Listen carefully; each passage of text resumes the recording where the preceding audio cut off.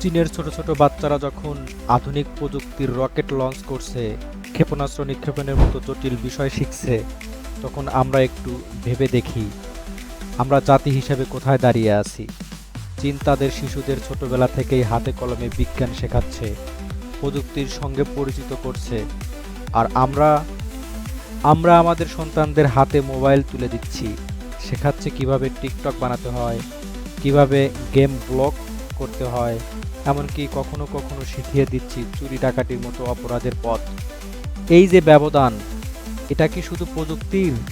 না, এটা আমাদের দৃষ্টিভঙ্গির। শিক্ষা ব্যবস্থার, আমাদের অগ্রাধিকার নির্ধারণের।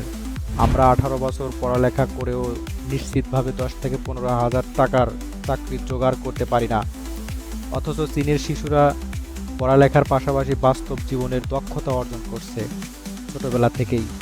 উন্নত বিশ্ব ঠিক এভাবেই তাদের নতুন প্রজন্মকে গড়ে তোলে, দক্ষ, আত্মনির্ভর এবং ভবিষ্যতের প্রজন্ম প্রস্তুত করার জন্য। কারণ তারা জানে এই প্রতিযোগিতামূলক পৃথিবীতে উন্নত প্রযুক্তিই হচ্ছে শক্তিশালী অস্ত্র।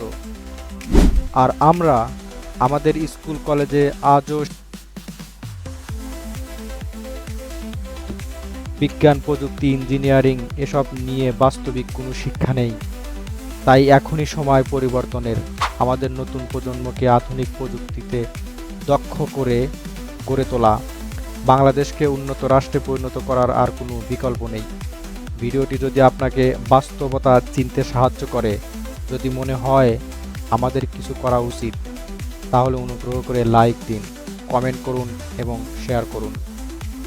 আপনার শেয়ার হয়তো আগামী প্রজন্মের জন্য একটা আশার আলো হয়ে উঠতে পারে।